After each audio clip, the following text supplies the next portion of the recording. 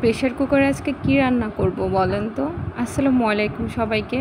আজকে নিয়ে চলে আসলাম মাটি চুলার মতো নরম এবং সফট করে কিভাবে গরু কিংবা খাসির পায়া বা নেহারি প্রেশার কুকারে গ্যাসের চুলায় রান্না করে নেওয়া যায় সেই রেসিপি আজকে আপনাদের সাথে শেয়ার করতে চলে আসলাম। আর প্রেশার কুকারে এইভাবে একবার এই পায়া বা নেহারি রান্না করলে আপনারা বারবারই করতে বাধ্য হবেন।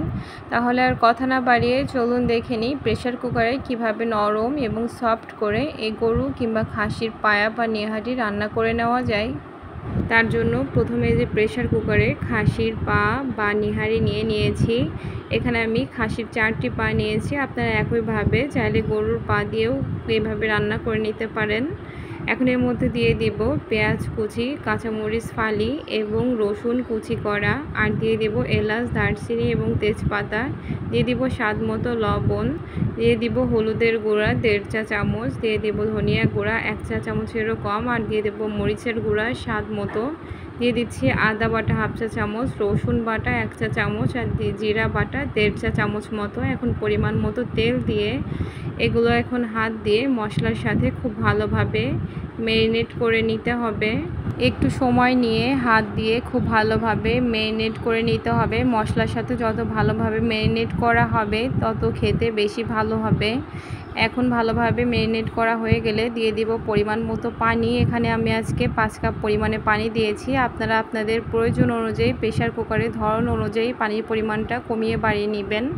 পরিমাণ মতো পানি দেওয়া হয়ে গেলে এখন প্রেশার কুকারের ঢাকনাটা আটকে নিব। খুব ভালোভাবে আটকে নিয়ে এখন এই প্রেশার কুকারটি চুলায় বসিয়ে দিব। আর যে চুলায় দিয়ে হাই হিটে জাল করতে থাকবো। আজকে আমি 15টি শীষ দিয়েছি, তবে আপনারা আপনাদের প্রেশার কুকারের ধরন অনুযায়ী শীষের পরিমাণটাও বাড়িয়ে কমিয়ে দেখবেন। তবে যে কোনো প্রেশার কুকারে 15 থেকে 20টি শীষ দিলে এই নেহারিগুলো খুব ভালোভাবে সিদ্ধ হয়ে যাবে। আর এই যে কথা বলতে বলতে আমার প্রেশার কুকারে শীষ ওঠা শুরু হয়ে গিয়েছে।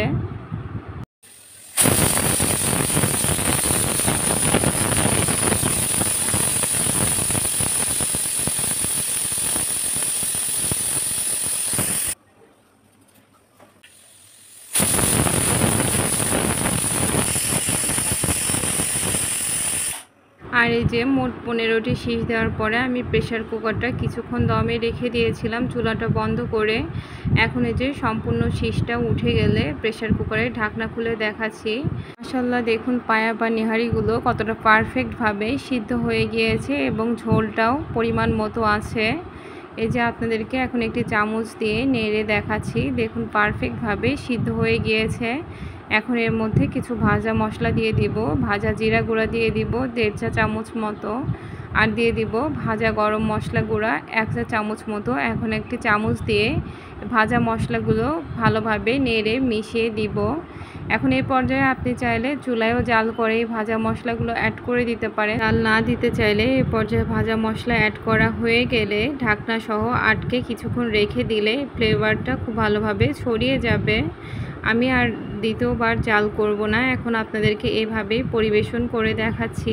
দেখে নিশ্চয়ই বুঝতে পারছেন পায়া বা নেহারিগুলো কতটা পারফেক্টভাবে সিদ্ধ হয়েছে এবং ঝোলের পরিমাণটা একদম পারফেক্ট আছে। চুলায় দীর্ঘক্ষণ জাল করে রান্না করলে ঠিক যেমনটা স্বাদ হয়, এর স্বাদ তার থেকে কোনো অংশেই কম নয়, বরঞ্চ তার থেকে আরও বেশি ভালো এবং খুব কম সময়েই তৈরি করে নেওয়া যায়। বাসায় একবার হলেও গরু বা খাসির পায়া বা নেহারি এভাবে রান্না করে দেখবেন। আর ভালো লাগলে আমাকে অবশ্যই কমেন্টে জানাতে ভুলবেন না। আমার রেসিপিগুলো ভালো লাগলে আমার চ্যানেলটি সাবস্ক্রাইব করে দিবেন আর পেজটি ফলো করে দিবেন। সবাইকে আল্লাহ হাফেজ।